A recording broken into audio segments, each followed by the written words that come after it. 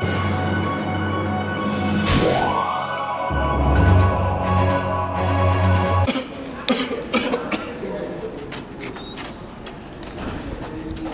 what's up? How you doing? I'm good. How are you? I'm good.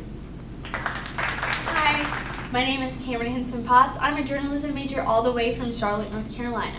And today I'm going to be talking about what pathogens are. Pathogens can be described as a war that kind of goes on in our body. These pathogens can be bacterium, viruses, or microorganisms. It's kind of funny to relate our bodies and the things that happen in our bodies as a war, but these microbial or parasite species can infect us under natural conditions. Now, I know I would love to live in a warm, comfy, and a nutrient-rich environment. And from our uniform temperatures to our ability to self-renew, it's not surprising that these microorganisms would love to survive and reproduce in this desirable place. Sadly, many types of pathogens that cause diseases are most familiarized as viruses and bacteria. Viruses cause diseases from AIDS and smallpox to your common cold. We come in contact with pathogens every day. A lot of the time, our body's immune system destroys them before they can cause any real harm. We are exposed to pathogens, but being infected is an entire different story. The effect of pathogens is not an immediate reaction. Microbes enter your body and they multiply, sort of like STDs on a college campus. And pathogenic microbes challenge the immune system by disrupting cell function. Fever and the excretion of fluids are just a few ways that our body fights these pathogens. All of this work, this fight, this war that we describe is all because of these pathogens, these hungry, selfish, and ruthless pathogens. Again, my name is Cameron Henson Potts, and I am describing what pathogens are. Oh, Steph. Here you go. Thank you. Hi, my name is Lawrence. I'm a sophomore political science major. So, pathogens in animals. Humans are not new to this kind of disease or diseases. They've actually affected mankind for as long as, or almost as long as we've been on the planet. Zoonotic diseases have had a major impact on human civilization, and throughout history has helped shape what our modern society is today. There have been three major epidemics in recorded human history. The first one is the Justinian plague. The second is the Black Plague, or more commonly known as the Black Death. And the third is the modern plague. So to start things off, the Justinian plague. The Justinian plague took place in the 6th century in the Byzantine Empire. It was caused by black rats, which were hidden in grain shipments that were carried from North Egypt. It lasted from 527 CE and devastated most of the world until 750 CE and killed approximately 25 million people. The second plague, which was the Black Plague, destroyed most of most of Europe and spread from China by fleas and rodents along what was known as the Silk Road. It spread across most of Europe and lasted from 1346 to 1353 in the 14th century. It killed almost 200 million people, which was approximately 60% of the European empire at that time. So if you can imagine, the earth wasn't very populated as it is now, so 200 million people was almost all of the world's population.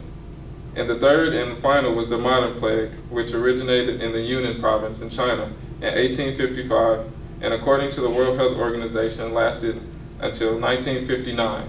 So if you can imagine, again, that's 1959, it's only 2016, so that was actually pretty recent, and it killed almost 12 million people in India and China. So as I said before, the human race is no stranger to pathogens in animals. We've dealt with this for pretty much our whole existence, and there have been three major cases of plagues throughout all of our history, killing multiples of millions of people and shaping life as we know it today. Hey girl, how are you? Oh my God, your nails are so Thank cute. you. Wait, what is that? I think it's a bug bite. Hi, my name is Regina Hooks. I'm a political science major from Queens, New York. So now that we know what pathogens are and their history, you're probably wondering what animals even have to do with this topic. Many of these diseases are caused by bacteria, viruses, parasites, and even fungi that are carried by animals and insects. People get these diseases by being bitten or by an animal or an insect, or even through close contact. Diseases that are passed from humans, from animals, are called zoonosis. These are a variety of diseases that can be carried by animals and insects, and then transmitted to humans. Some including rabies, West Nile virus, Rocky Mountain spotted fever, even the plague. A prime example of this happening, over the summer of 2016, there was a mosquito-carried virus called the Zika virus, and if you were bitten by a mosquito, people were worried if they were going to get the Zika virus. So that's a prime example of how it's still going on today. And this is how pathogens in animals are associated with each other. Man, I haven't Hey, seen you in so long. What's up? I know. Have you heard about what spreading around here? Oh yeah, it's getting bad. Like everybody has it. It's crazy. Hello, my name is Brandy Hutchinson. I'm a freshman journalism major from Alexandria, Virginia, and today I'm going to be talking about the culture of pathogens. There are so many different viruses that people can catch in the easiest ways. Some very popular pathogens are STDs, HIV/AIDS, Zika, Ebola, and E. coli.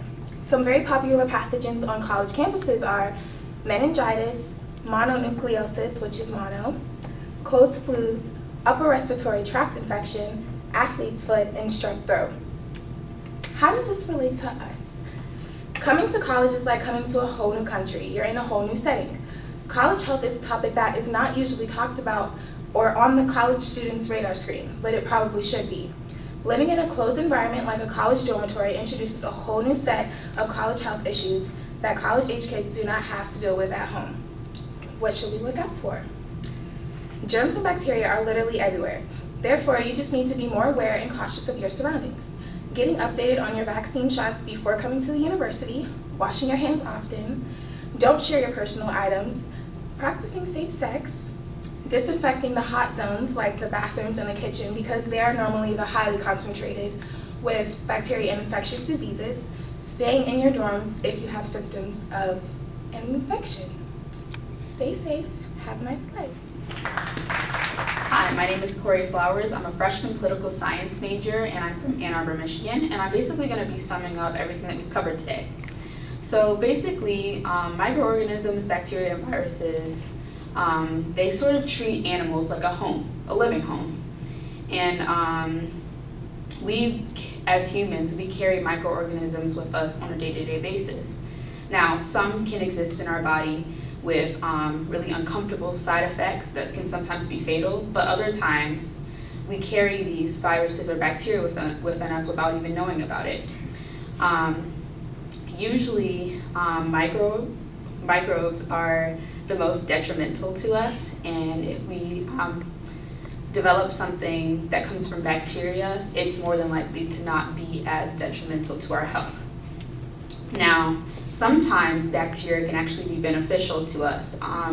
Things such as probiotics that come from foods like yogurt can actually help with things like our digestion. It can help with skin disease and things of that nature. So it's kind of like a give and take relationship actually when we think about these bacteria that reside in our bodies. Other times it can sort of be a take even more relationship when it comes to things like viruses, as they can take our nutrients out of our bodies without providing anything in return. So